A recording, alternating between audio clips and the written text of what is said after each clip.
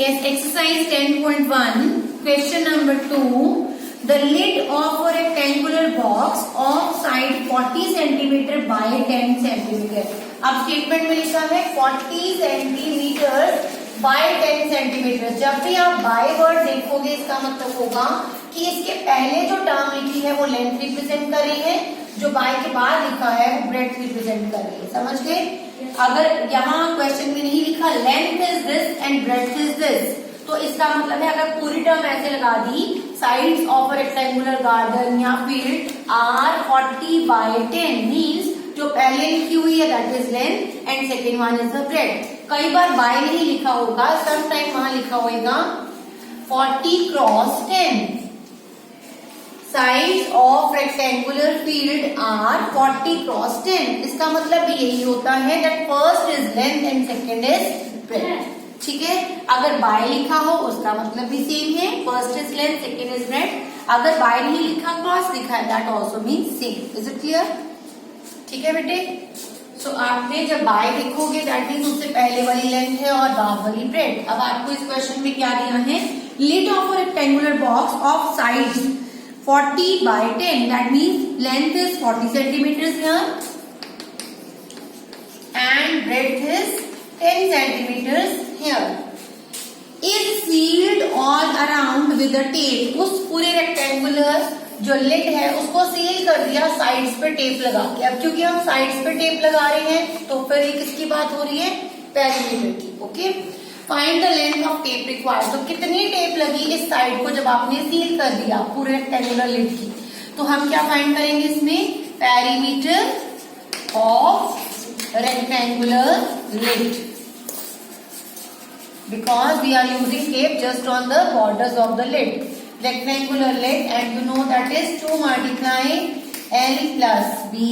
That means 2 multiply length is 40, breadth is 10, 2 multiply 50 and that is 100 centimeters. Whatever unit is written here, same you will write here at the answer.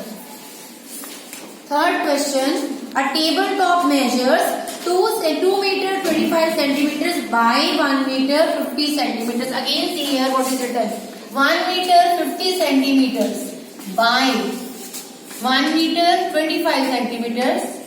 So अगर आपका ऐसे by word use है that means इसके जो पहले term लिखी है that complete term is length and after that the term is written that is your breadth. Same way we will do the next question number 3.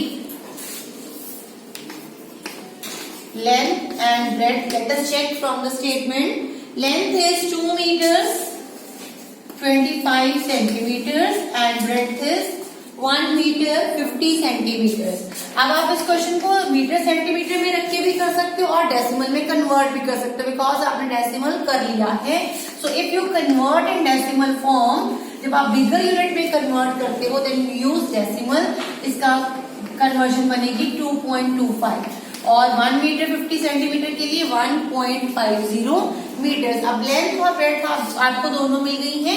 Now आप क्या find करोगे इसका perimeter and that is 2 multiply L plus B again, 2 multiply length and that is 2.25 plus 1.50, 2 multiply this is 75 and 3 and that will be 67.50 meters. This is your answer.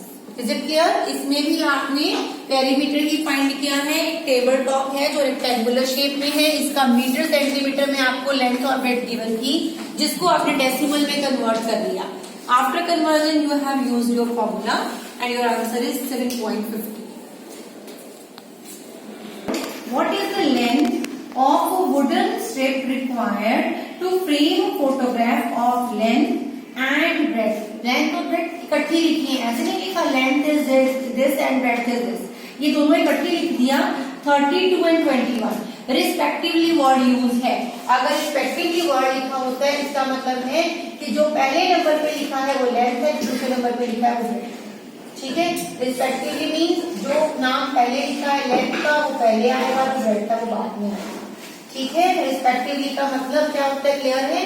अब इस question में क्या क्या length और breadth given है.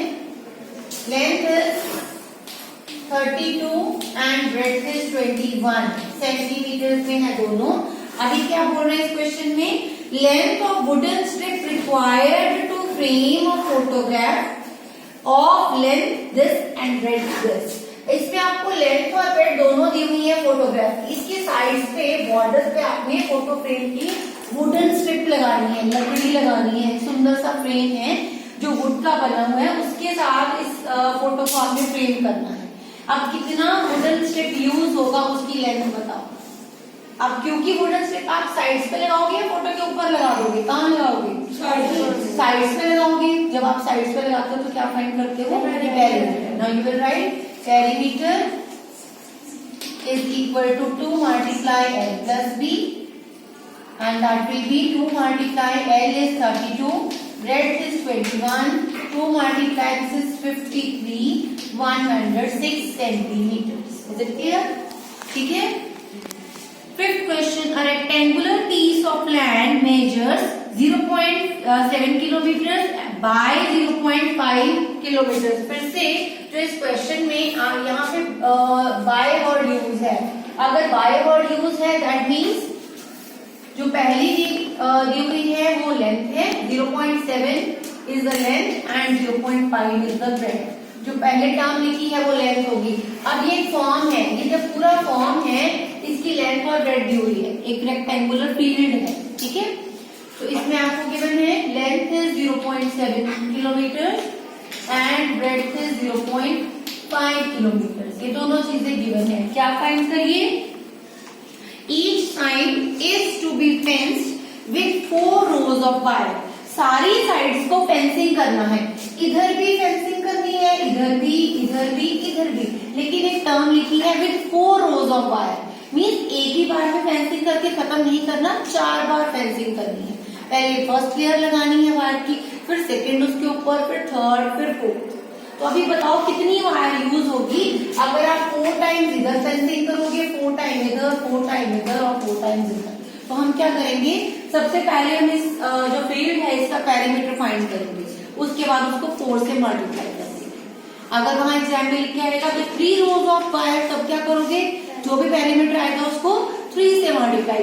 अगर लिखा होगा विद 7 rows ऑफ वायर तो फिर 7 से मल्टीप्लाई कर देंगे पेरीमीटर। आपको ये डिसाइड करना है जो भी चीज यहाँ लिखी है वो साइड पे यूज हो रही है या सेंटर पे, क्योंकि वायर को आप फेंसिंग के लिए साइड्स पे लगाते हो तो पेरीमीटर फाइंड करेंगे। Okay, now perimeter of field and you know what is that, 2 multiply L plus B। That means 2 multiply length is 0.7, breadth is 0.5. When you add it, it will be 1.2. Okay?